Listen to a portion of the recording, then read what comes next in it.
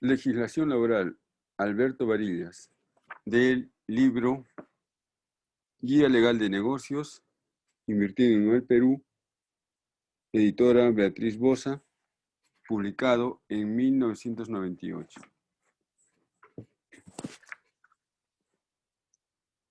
Legislación laboral, Alberto Varillas. Las modificaciones introducidas en el mercado laboral constituyen una de las principales reformas estructurales efectuadas en el Perú. El actual gobierno, recordemos que estamos hablando de 1998, el gobierno se había dado la Constitución de 1993. El actual gobierno ha promulgado un conjunto de normas destinadas a modernizar la legislación laboral con la finalidad de promover la inversión y eliminar un cúmulo de antiguas disposiciones y contradictorias resoluciones judiciales que desalentaban la creación de puestos de trabajo sin tener en consideración el grave desempleo y la crisis económica del país.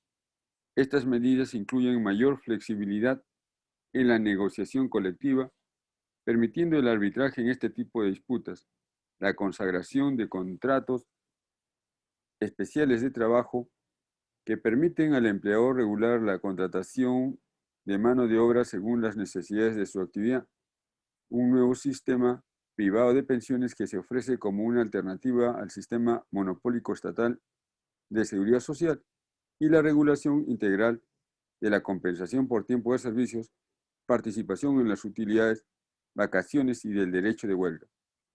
La Ley de Fomento al Empleo define y regula las relaciones individuales entre empleadores y trabajadores. Por su parte, la Ley de Relaciones Colectivas de Trabajo regula la actividad. El decreto legislativo 128 se trata, ¿no? Regula la actividad sindical, la negociación colectiva y la huelga. Otras normas relevantes son la Ley de Compensación por Tiempo de Servicios y la Ley de Participación. 1. Relaciones individuales de trabajo. La Ley de Fomento al Empleo define y regula la relación entre un trabajador y su empleador. Cabe señalar que algunas formas de empleo no se encuentran cubiertas por esta norma. Tal es el caso de quienes laboran sujetos a un contrato de locación de servicios y, bajo ciertas condiciones, los directores de empresas, el personal militar y policial y los empleados públicos. Los contratos de locación de servicios permiten recurrir a personas para que presten sus servicios sin encontrarse subordinados a una tercera persona.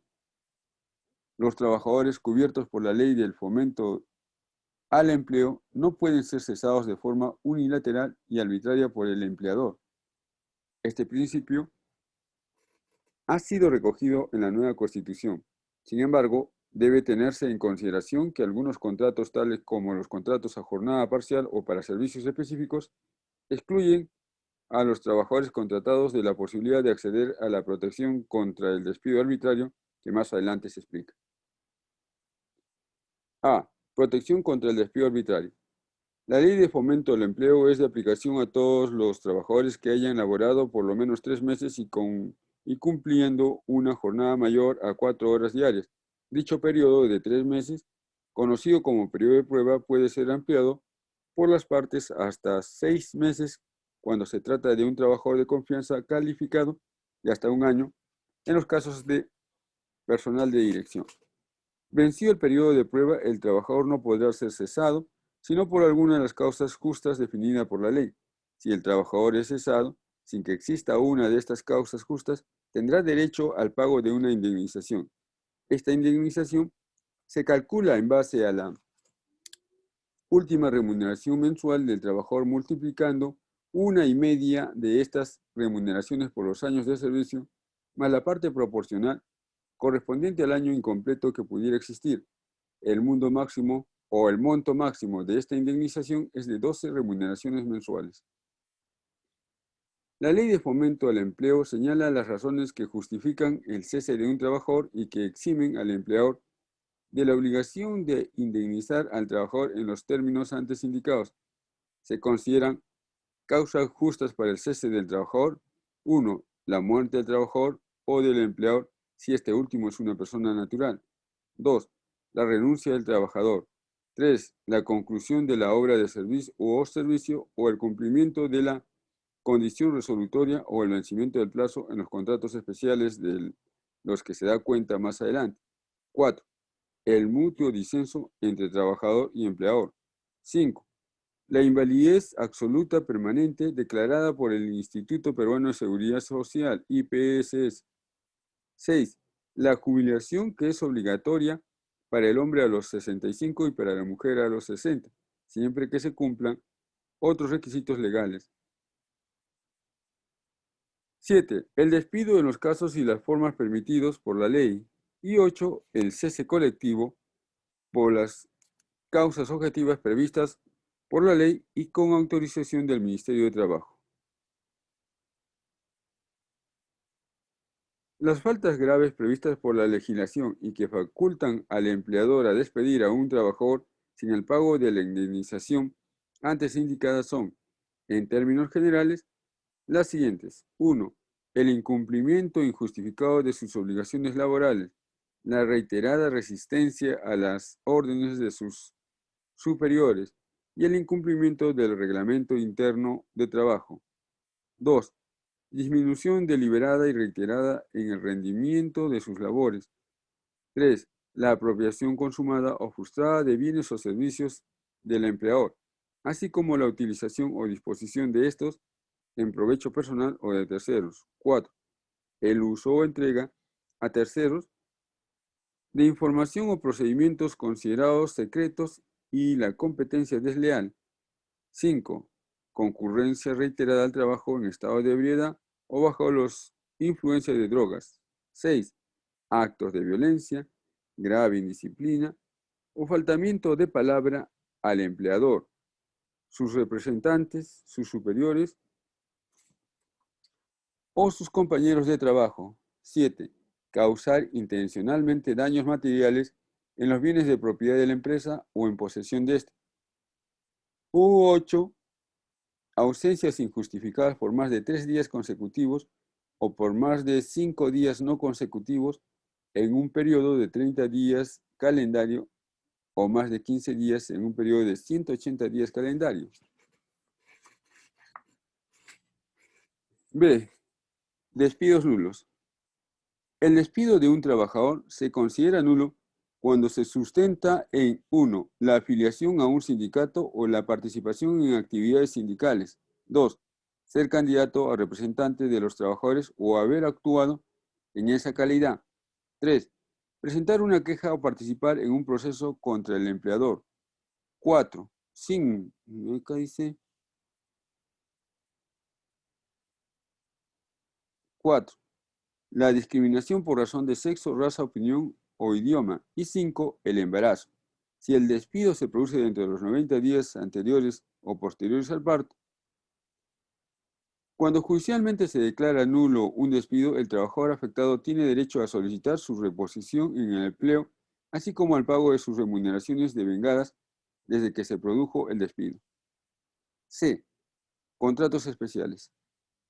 Los trabajadores sujetos a los contratos que a continuación se señalan tienen derecho a todos los beneficios de la legislación laboral común. Si son despedidos injustificadamente, podrán reclamar el pago de la indemnización, la cual se cancelará abonando las remuneraciones que se hubieran pagado hasta la conclusión pactada en el contrato. Dentro de esta categoría se encuentran los siguientes contratos. 1. Por inicio de actividad con un plazo máximo de 3 años contados desde la fecha de inicio de actividades. 2. Por necesidades de mercado, para atender incrementos coyunturales en la producción con un plazo máximo de 5 años. 3. Por reconversión empresarial, generada en cambios de carácter tecnológico con un plazo máximo de 2 años. 4. Para la cobertura de necesidades de carácter accidental u ocasional, con un plazo máximo de 6 meses. 5. En casos de suplencia de trabajadores cuyo vínculo laboral se encuentra suspendido por razones de carácter legal, tales como vacaciones o enfermedad, por todo el tiempo que dure la ausencia del trabajador titular. 6. Para una obra o servicio específico, por el plazo que la obra o el servicio demande. 7. para cubrir necesidades de mano de obra originadas en situaciones de emergencia, producto del caso fortuito o la fuerza mayor mientras dure la emergencia. 8. Para cubrir necesidades de carácter intermitente. Y 9. En caso de actividades de temporada dentro de las cuales se incluye a las actividades feriales. También es posible contratar personal a jornada parcial sin limitación alguna. D. Contratación de extranjeros. La contratación de personal extranjero está limitada al 20% del total de trabajadores de un mismo empleador. Por otro lado, solo hasta el 30% de la suma total de los salarios pueden ser utilizados para cancelar las remuneraciones del personal extranjero. Las empresas que se establezcan o que contraten personal extranjero en cargos gerenciales se encuentran excluidas de estas limitaciones. Los contratos celebrados con extranjeros se presentan al Ministerio de Trabajo para su aprobación con fines de carácter migratorio. Los extranjeros con visa de turista se encuentran impedidos de trabajar en el Perú. 2. Remuneraciones y otras condiciones económicas. A. Remuneraciones. Los trabajadores con jornada a tiempo completo, 8 horas diarias, tienen derecho cuando menos a la remuneración mínima vital, RMV, la misma que es fijada regularmente por el gobierno. Los trabajadores a jornada parcial reciben la remuneración mínima vital en forma proporcional. La remuneración mínima vital está fijada actualmente en 300 soles mensuales. Esto era en 1998. Aproximadamente $110. Adicionalmente a la remuneración mínima vital, los trabajadores con los hijos o con hijos menores a su cargo tienen derecho a una asignación familiar equivalente al 10% de la remuneración mínima vital, independientemente del número de hijos que tengan. Por otro lado, las horas extras se abonan con un premio del 25% del valor de la hora ordinaria. Con el personal que gane más de 2 unidades impositivas tributarias, UIT, al mes actualmente 4.800 o $1.800, 4.800 soles, esto en 1998. Aproximadamente, es factible pactar una remuneración integral computada por periodos anuales que incluya todos los beneficios legales y convencionales a los que tenga derecho, a excepción de la participación en las utilidades. B. Descansos y vacaciones. Los trabajadores tienen derecho a 24 horas continuas de descanso dentro de cada semana de trabajo. Dicho descanso se goza preferiblemente los domingos, debiendo ser remunerados como si se hubieran trabajado, siempre que se elabore la semana completa. En caso contrario, se abonará la parte proporcional de dicha remuneración. Los trabajadores que laboren en su día de descanso sin sustituirlo tienen derecho a un premio equivalente al 100% de una remuneración diaria. Los feriados no laborables en el Perú, Año Nuevo, 1 de enero, Jueves y Viernes Santos, variables año a año, Día del Trabajo, 1 de mayo, San Pedro y San Pablo, 29 de junio, Fiestas Patrias, 28 y 29 de julio, Santa Rosa de Lima, 30 de agosto, Combate de Angamos, 8 de octubre, Todos los Santos, 1 de noviembre, Inmaculada Concepción, 8 de diciembre y Navidad, 25 de diciembre. Actualmente existen algunos feriados de índole gremial como el Día del Trabajador Minero, 5 de diciembre. Los feriados se remuneran de la misma manera que los descansos semanales, salvo el Día del Trabajo que se abona en forma completa independientemente del número de días trabajados en la semana. Cuando el trabajador completa un año de servicios con un mismo empleador, tiene derecho a 30 días de vacaciones pagadas. El año de trabajo será conformado cuando menos por 210 días laborables. La remuneración vacacional se paga al inicio de las vacaciones y equivale a una remuneración mensual ordinaria incrementada con algunos conceptos que la ley señala. C. Gratificaciones y bonificaciones. Cada 15 de julio cada 15 de julio y 15 de diciembre, los trabajadores tienen derecho a percibir una gratificación por fiestas patrias y Navidad, respectivamente. Cada gratificación es equivalente a una remuneración mensual. D. Participación en las utilidades.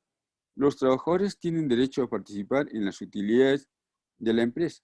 antes de impuestos en función a sus remuneraciones y a los días trabajados en el año fiscal de acuerdo con la escala que la ley establece. Dicha escala se estructura de acuerdo a la actividad económica del empleador minero. Minería, 8%, pesca, 10%, industria, 10%, comunicaciones, 10%, empresas de comercio al por mayor y restaurantes, 8%, y las demás actividades, 5%. Las utilidades sobre las que participan los trabajadores se determinan luego de deducir las pérdidas provenientes de ejercicios anteriores. Adicionalmente, los trabajadores tienen derecho a participar en los comités de gestión de la empresa, los mismos que a la fecha no han sido regulados, encontrándose en suspenso su funcionamiento. Por otro lado, los trabajadores tienen el derecho preferente a suscribir y pagar hasta el 10% de todo aumento de capital de su empresa que se efectúe por suscripción pública. E. Compensación por tiempo de servicios.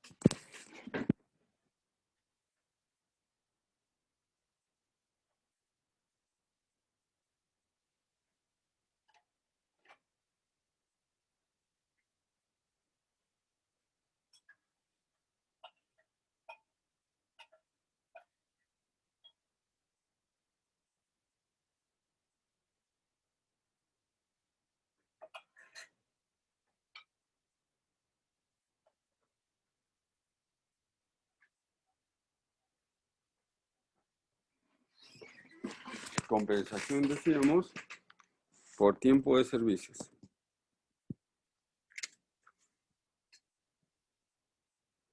Los trabajadores que laboren más de 4 años, los trabajadores que laboran más de 4 horas diarias tienen derecho al pago de la compensación por tiempo de servicios, CTS. El empleador deberá efectuar depósitos semestrales cada mes de mayo y noviembre equivalentes aproximadamente a un doceavo de la remuneración mensual multiplicada por cada mes trabajado en el semestre respecto del cual se hace el depósito. Los depósitos serán en la moneda y cuenta bancaria que el trabajador elija y que se abrirá para este propósito específico.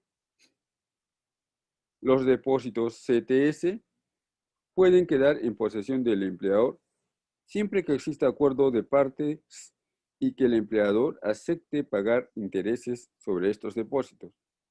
El principal y los intereses de la CTS solo pueden ser retirados al momento de cese del trabajador, salvo el 50% del monto depositado que puede ser retirado en cualquier momento. La CTS, pendiente de depositarse al momento del cese del trabajador, le será abonada directamente a este. Este sistema entró en vigencia el 1 de enero de 1991, por lo que los trabajadores contratados a dicha fecha tienen derecho a un depósito anual adicional de CTS con la finalidad de cancelar la acumulada al 31 de diciembre de 1990, lo que debe efectuarse en un plazo que no deberá exceder de 10 años. F. Seguro de vida. Todo trabajador que ha laborado por más de 4 años para un mismo empleador tiene derecho a un seguro de vida e incapacidad pagado por este último.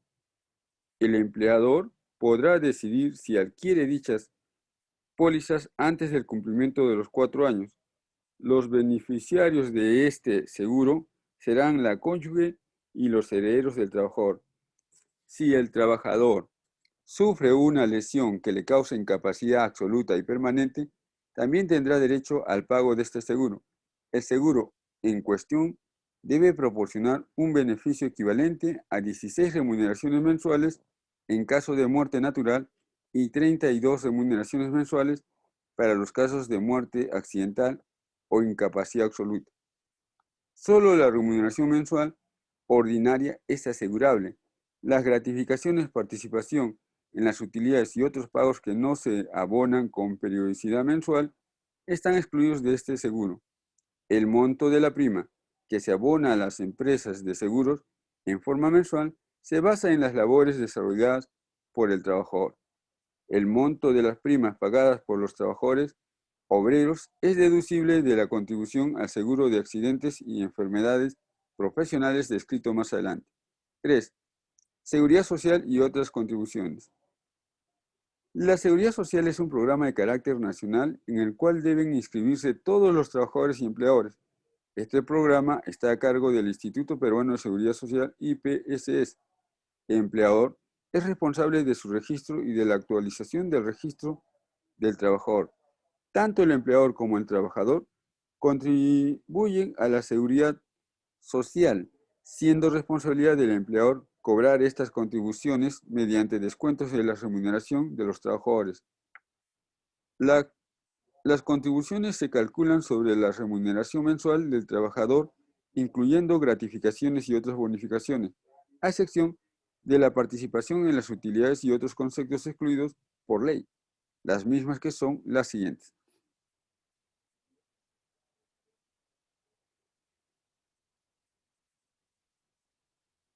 A ver. Las contribuciones se calculan sobre la remuneración mensual del trabajador, las mismas que son las siguientes. 1. Régimen de prestaciones de salud.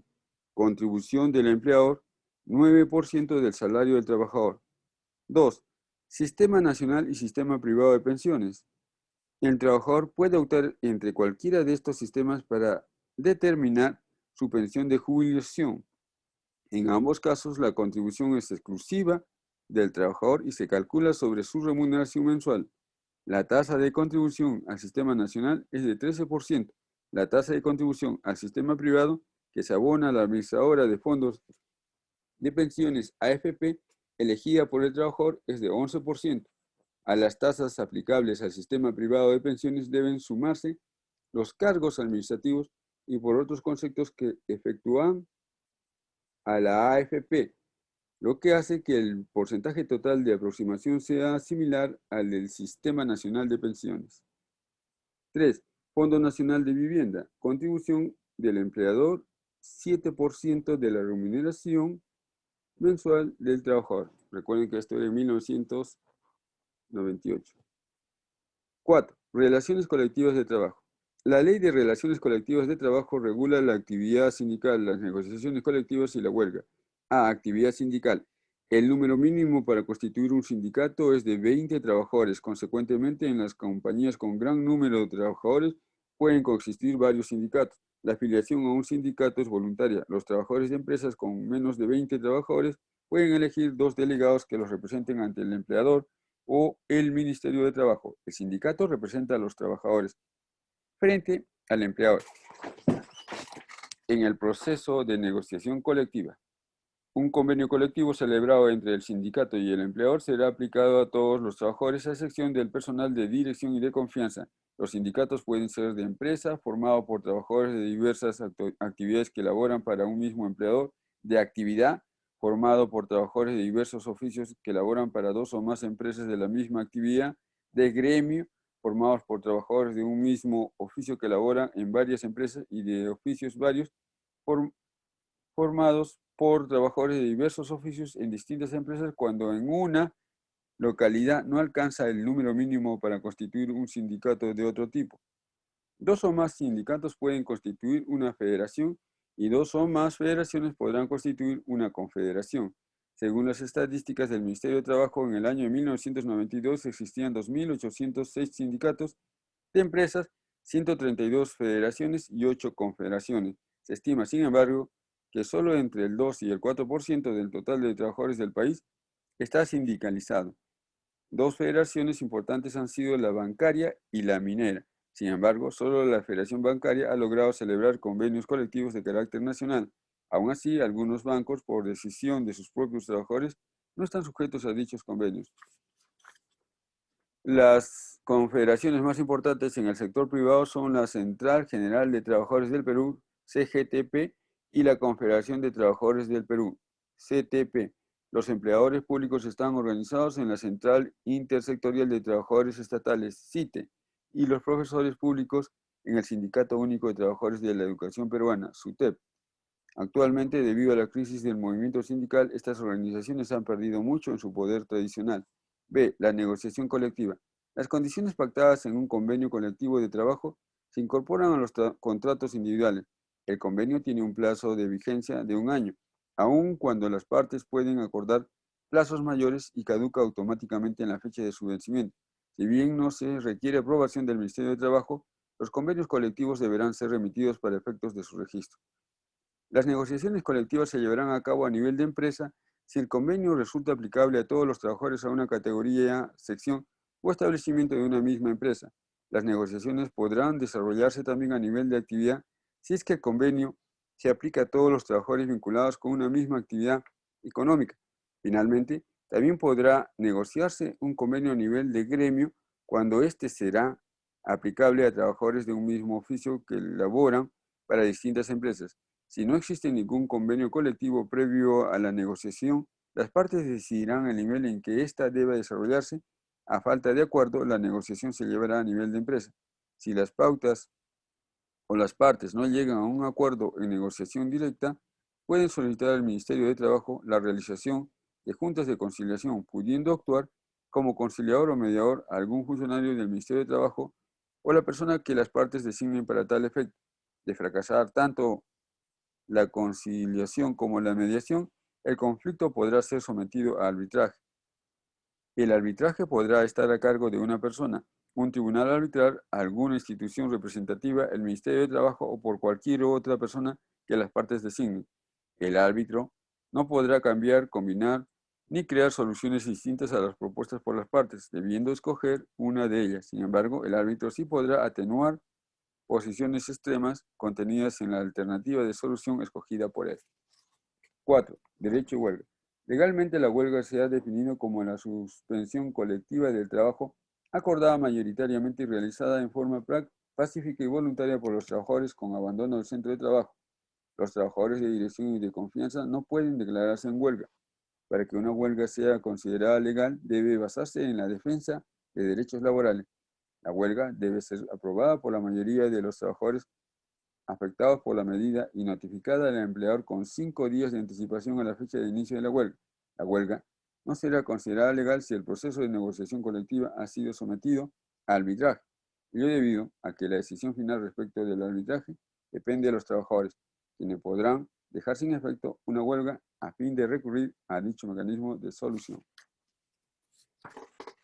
Como les dije, esto fue escrito en 1998 y es solo una referencia.